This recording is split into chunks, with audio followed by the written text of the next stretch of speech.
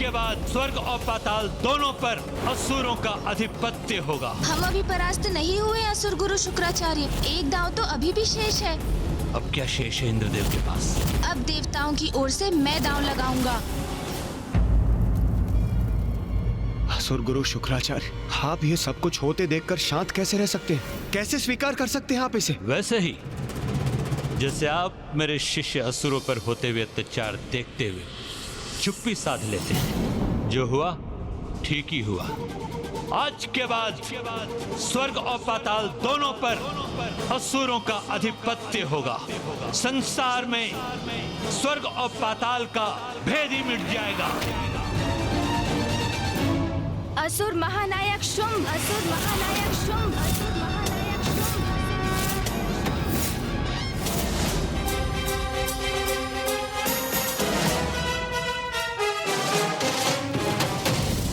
अरे रे, मैं तो इन दोनों को भूल ही गया था। क्यों गणेश जी और कुमार कार्तिकेय, पर्याप्त भोजन कर लिया ना? क्योंकि अब बहुत समय तक आपको कुछ नहीं मिलेगा, क्योंकि आपके देवराज इंद्र सब कुछ खो बैठे हैं।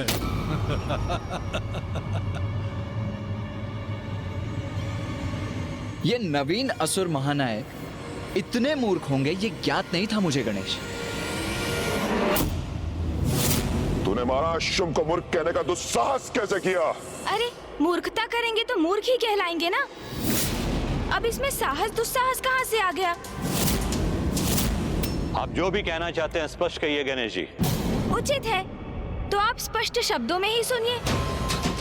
इंद्रासन पर अधिकार कर आपने ये कैसे सोच लिया कि अब इंद्रदेव के पास दांव लगाने के लिए कुछ भी शेष नहीं? ये क्या कह रहे हैं गणेश जी? अब क्या शेष है इंद्रदेव के पास?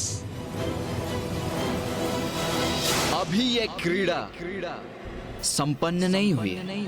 असुर महानायक शुंभ, अभी तो बहुत कुछ होना शेष है। अब कुछ शेष नहीं, सब कुछ समाप्त हो चुका है। मैंने इन देवताओं से इनका सब कुछ छीन लिया है, किंतु तुम्हें इसका भान कैसे होगा? क्योंकि हमने तुम्हें भोजन में व्यस्त रखा था। आपकी अज्ञानता चकित कर रही है मुझे। कदाचित आपको हमारी क्षमताओं का कोई भान नहीं है। कहाँ क्या हो रहा है ये ज्ञात करने के लिए मुझे अथवा मेरे अनुज को वहां उपस्थित रहने की आवश्यकता नहीं है। हमें भली भांति ज्ञात है कि इंद्रदेव चौसर की क्रीड़ा के उन्माद में ऐरावत, कल्प वृक्ष और यहाँ तक कि माता कामधेनु के साथ साथ इंद्रासन पद को भी गंवा चुके हैं। ओह, ज्ञानी हो तुम दोनों। तो बताओ, जब देवराज पद ही चला गया तो क्या बच गया इंद्रदेव के पास? उनकी मूर्खता के सिवाय, जो हमारे छल में बार बार फंसते ही चले गए। हमारे मित्र नहीं, हमारे परम शत्रु। ये देवता हम असुरों से मित्रता करेंगे? महानायक शुंभ, ये देवता कदाचित उचित कह रहे हैं। अभी भी इनके तन पर शेष आभूषण बचे हैं। हाँ, वो तो शेष है इनके पास। इन्हें इनसे भी वंचित कर देना चाहिए। हम यमलोक में आभूषणों का क्या लाभ? इतना अपमान हो रहा है देवताओं का, किंतु पार्वती नंदन गणेश जी पूर्णतः शांत है, तनिक भी विचलित नहीं। उनकी इस निश्चिंतता का क्या कारण? क्या है इनका रहस्य? ऐसे टुकुर टुकुर देखकर मेरा समय व्यर्थ मत करो। उत्तर दो मेरे प्रश्नों का। इंद्रासन से बढ़कर इनके पास क्या हो सकता है? कुछ नहीं, सिवाय हमारी भिक्षा के।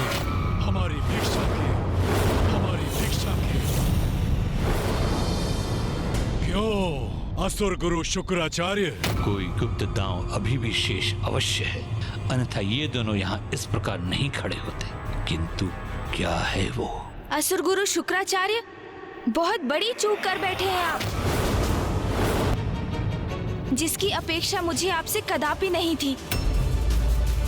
क्योंकि जो योजना आपने गढ़ी थी उसमें तो एक बहुत बड़ी कमी रह गई। कमी रह गई हमारी योजना में? नहीं महादेव पुत्र गणेश जी, कदाचित आप देवताओं के पराजय को स्वीकार नहीं कर पा रहे हैं। वास्तविकता से संपर्क बनाइए।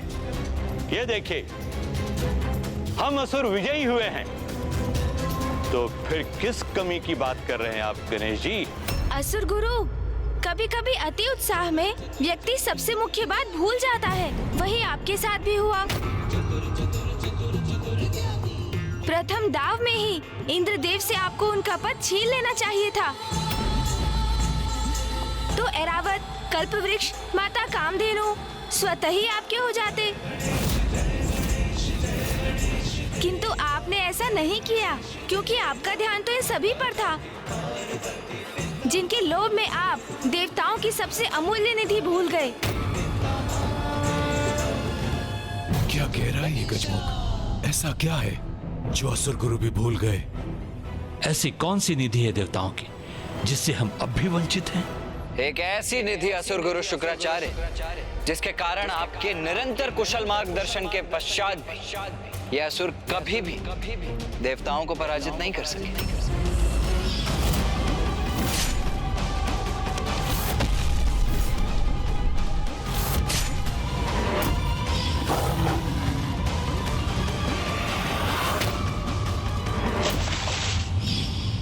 वो निधि जो देवताओं को देवता बनाती है।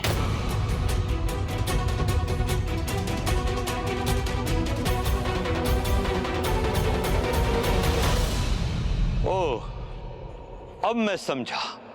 अमृत।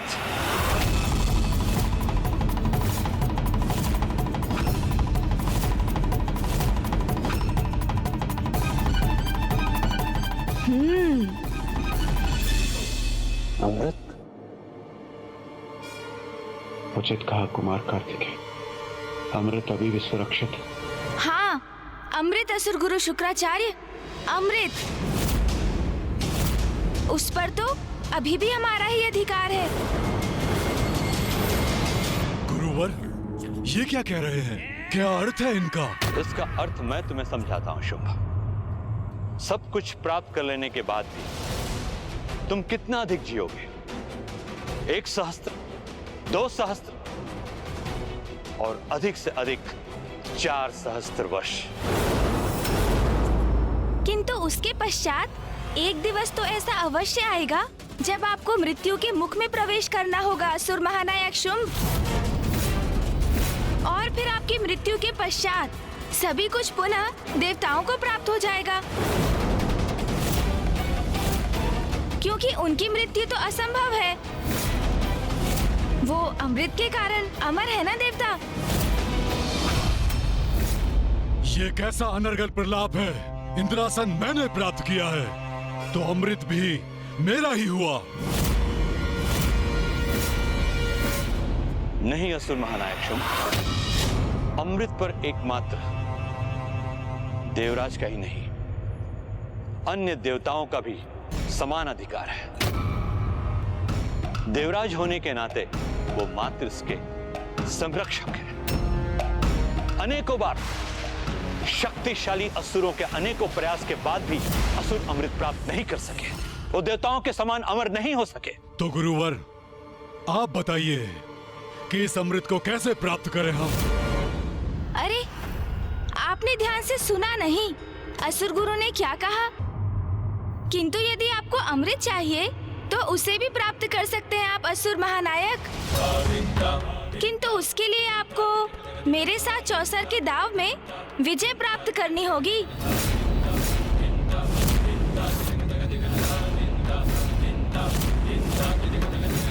तो क्या कहते हैं आप? मेरा प्रस्ताव स्वीकार है आपको? तो क्रीड़ा आरंभ करें तो क्रीड़ा आरंभ करें तो क्रीड़ा आरंभ करें। ये क्या कह रहे हैं गणेश जी?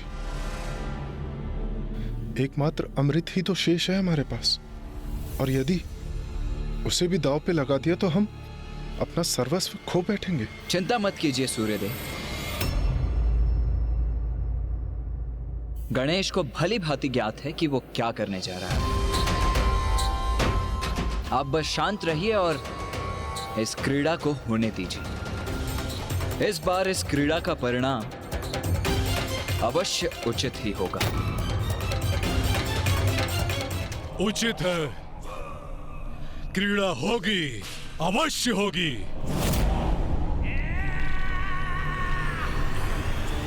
सब कुछ गंवाने के पश्चात भी गणेश जी अमृत दांव पे लगाने के लिए आतुर हैं। क्या मंशा हो सकती है इसमें उनकी?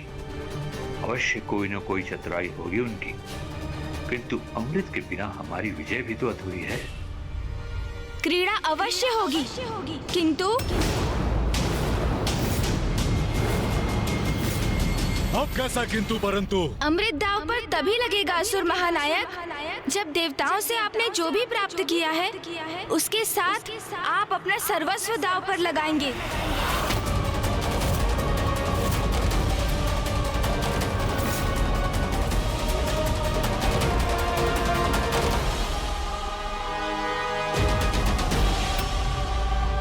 मुझे स्वीकार है। जब आपको हमारी शर्त स्वीकार है तो विलंब क्यों? आरंभ करते हैं। अवश्य इस आरंभ में ही तुम्हारा अंत है।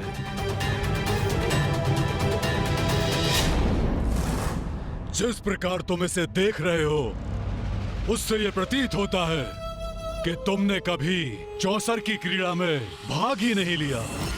क्या करें असुर महानायक शुंभ, हम कैलाश में ऐसी कोई क्रीड़ा करते ही कहाँ हैं जिसमें कोई दांव लगाने की आवश्यकता हो। द्रुत क्रीड़ा निषेध है ना वहाँ। दोष तो मेरा ही। अपने दायित्वों को भूलकर, मिथ्या आकर्षण से प्रभावित होकर मैंने ही तो धृत क्रीड़ा में भाग लिया। चलो, बहुत हुई शब्दों की क्रीड़ा। अब क्या इसे संपूर्ण दिवस निहारते रहोगे या चौसर की क्रीड़ा भी खेलोगे? भैया, मैं तो ये क्रीड़ा भली भांति समझ गया। हाँ गणेश, ये क्रीड़ा तो सीधी और स्पष्ट है। आड़े तिरछे हैं तो इस क्रीड़ा में भाग लेने वाले। अब और अधीर नहीं होने दूंगा आपको। लाइए असुर महानायक, मुझे पासे दीजिए।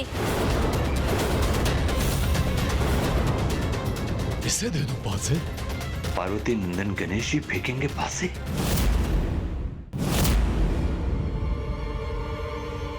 संकोच मत कीजिए, मुझे दीजिए पासे। पासे तुम्हें क्यों दूं? पासे तो मैं ही फेंकूंगा, जैसे मैं अब तक करता आया हूँ। वो नियम तो पूर्व में था और ये स्थिति आपके पास है फेंकने का ही तो परिणाम है। ये एक नवीन और भिन्न दांव है, इसीलिए यदि इसमें पासे गिरेंगे तो प्रथम पूज्य गणेश के हाथों से। यदि आपको स्वीकार है तो आरंभ करते, अन्यथा कोई बात नहीं, अमृत हम देवताओं के पास ही रहेगा। फिर तुम दोनों प्रथम पूज्य और देव सेनापति होंगे अपने स्वर्ग में, जो अब तुम्हारा नहीं रहा। और ये भूलो मत, तुम लोग मेरी राज्यसभा में हो और जहां तुम्हारे देवता लाचारों की तरह बस खड़े हैं, इसलिए तुम मुझे किसी भी अवस्था में बांधने की स्थिति में नहीं हो। समझ गए?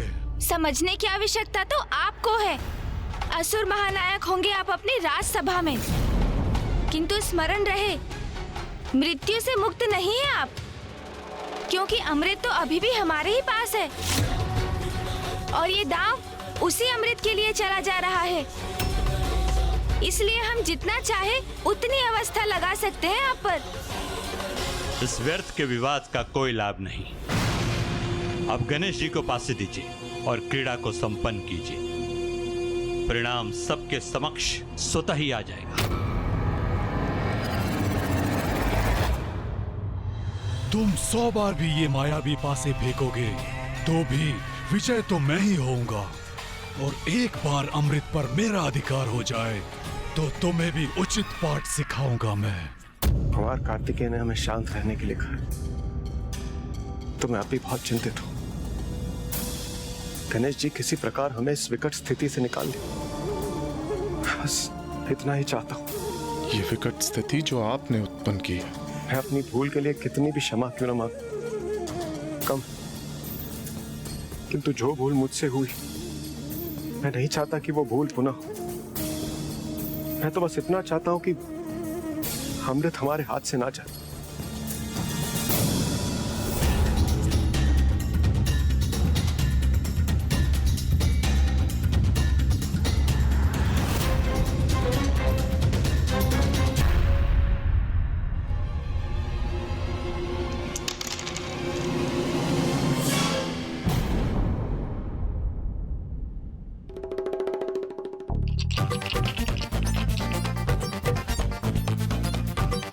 गणेश जी, अब विलंब क्यों, आरंभ करो। क्या हुआ गणेश? दांव चलो, फेंको इन्हें। वो भैया, चौसर की क्रीड़ा का अभ्यस्त ही कहा हूँ मैं, कभी इसमें भाग ही नहीं लिया, और उस पर इतना बड़ा दांव अमृत का, उसके विचार से ही थोड़ा विचलित हो रहा हूँ भैया। अरे चिंता मत करो गणेश, बस पासों को ऐसे हाथ में लो, ऐसे घुमाओ और फेंक दो।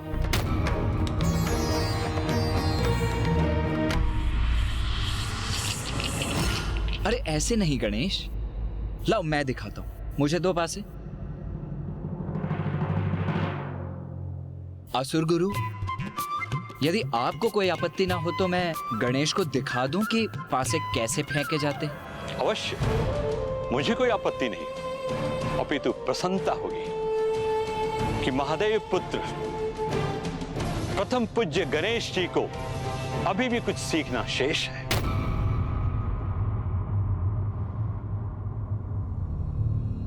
ये देखो गणेश, इतना सरल है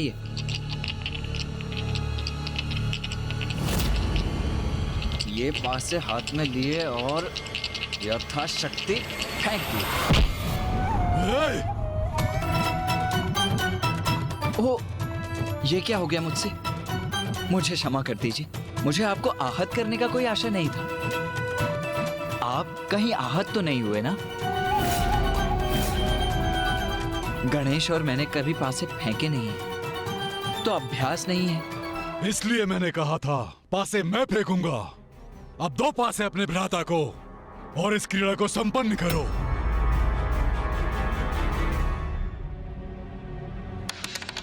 हाँ, जैसी आपकी इच्छा। लो गणेश, अब तुम ही फेंको इन्हें।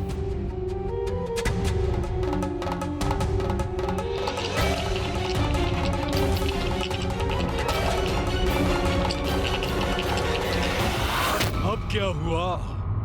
क्यों रुक गए? वो शुंभ जी, यदि मैं एक आध दाव अभ्यास कर लूं तो आपको कोई आपत्ति तो नहीं ना? अभ्यास का एक दाव? हाँ, वो मैं सोच रहा था, मैं प्रथम बार ये चौसर का दांव चल रहा हूँ ना, तो इस क्रीड़ा को भली भांति समझने के लिए यदि एक आध दांव अभ्यास कर लेता तो अच्छा होगा ना।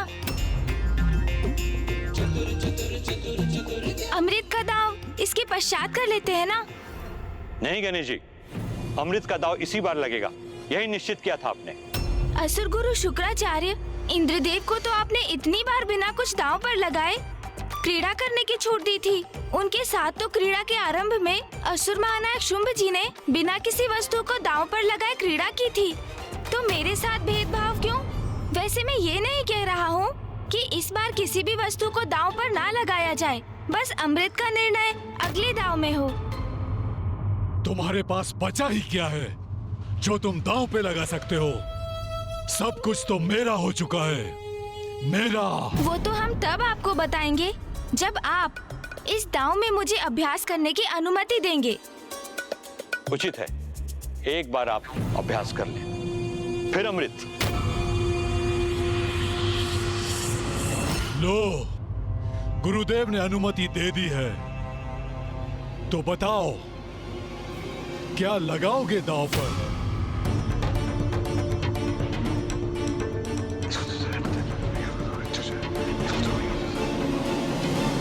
नहीं नहीं गणेश, मैं सहमत नहीं हूँ। कुछ इतना महत्वपूर्ण और इतना विशाल दांव पर लगाओगे तो इस पर एक बार पुनः विचार कर लो अनुज। जो दांव पर लगेगा वो महत्वपूर्ण और विशाल है, अच्छा है, बहुत अच्छा है। मैं निर्णय ले चुका हूँ। हमारी ओर से अभ्यास हेतु मैं दांव पर लगाता हूँ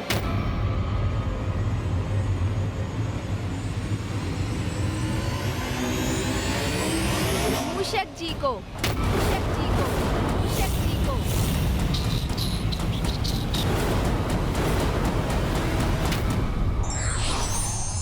छल करने वाले को उत्तर अवश्य देना चाहिए, किंतु छल से नहीं, अपितु बुद्धि और युक्ति से। For more updates, subscribe to our channel, click the show links and enjoy watching the videos.